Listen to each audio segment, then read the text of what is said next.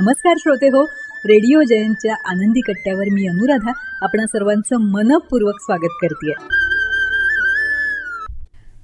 श्रोते हो, आपल्या दैनंदिन आयुष्यामध्ये काही प्रसंग असे घडतात ना की त्याच्यातून आपल्याला जगण्याची शिकवण मिळत असते. असाच एक प्रसंग आणि त्यातून मिळालेला एक अतिशय सुंदर विचार तुम्हा सगळ्यांशी शेअर करते.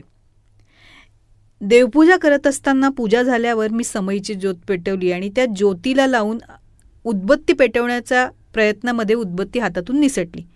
आता गडबडीत उदबत्ती पकडण्याचा प्रयत्न करताना माझा हात समईला लागला आणि समईखाली तेलासकट देवारातल्या हळदी कुंकवाच्या पंचपाळ्यावर पडली. आता हे झालेलं सगळं आवरायला बराच वेळ गेला. आता खाली पडणाऱ्या त्या उदबत्ती पकडण्याच्या हव्यासापोटी हे सगळं झालं हे खरं. आता ती उदबत्ती खाली पडली असते तर विशेष काय फरक पडला असता का? ती तर मोडणार तर नव्हती, वायाही जाणार नव्हती आणि समजा गेलीही असती वाया तर तिची किंमत ह्या साफसफाईसाठी गेलेला वेळ, तेल, हळद, कुंकू. श्रोते हो, कधीकधी आपल्या आयुष्यात सुद्धा असंच होतं. म्हणजे काही गोष्टी या उदबत्तीसारख्या उगीच धरण्याचा प्रयत्न करत असतो आपण. क्षुल्लक गोष्टी असतात आणि या क्षुल्लक गोष्टी सांभाळताना बहुमोल गोष्टी हातातनं निसटून जातात. त्यामुळे क्षुल्लक गोष्टी जर निसटत असतील हातातनं तर त्या गोष्टी सोडून देणं हे हितकारक असतं, हे आपण समजून घ्यायला हवं. म्हणजे बघा, आता गोष्ट अगदी बारीक असते, क्षुल्लक असते.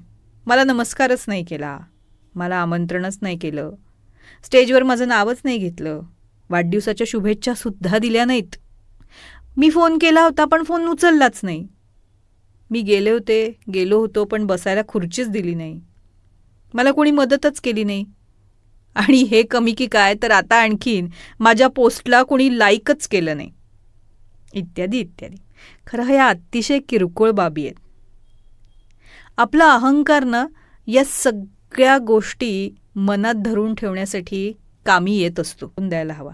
हा अहंकार जेव्हा आपण सोडू त्यावेळेस निसटून चाललेल्या नात्यांमध्ये पुन्हा आपलेपणा येईल हे खरं. अहंकार आपल्याला माणसांपासून तोडतो. आता हा अहंकार लगेच सोडता येईल का हो? नाही सोडता येणार, पण कठीणसुद्धा नाही आहे हे. आजपासून प्रयत्न करूया ना. म्हणजेच एकमेकांमधले जे काही किरकोळ मतभेद असतील ना ते मिटवायचा प्रयत्न करूया.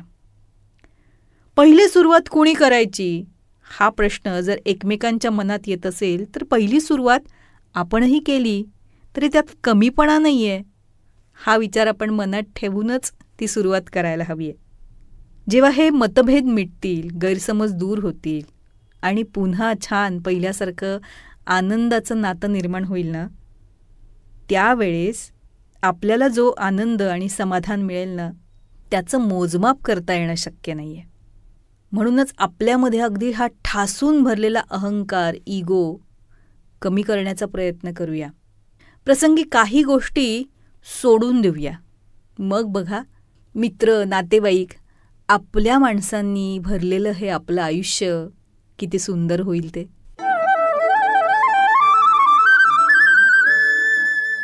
तर श्रोते हो, आजचा हा विचार तुम्हाला कसा वाटला याविषयी आम्हाला आपल्या प्रतिक्रिया जरूर कळवा. त्याचबरोबर रेडिओ जयंतनं चतुरस्त्र हा पॉडकास्ट सुरू केलेला आहे आणि या पॉडकास्टमध्ये प्राध्यापक, लेखक, कवी, नाटककार श्री रमेश कोटस्थाने यांच्याशी साधलेला दिलखुलास संवाद आपण बघणार आहात.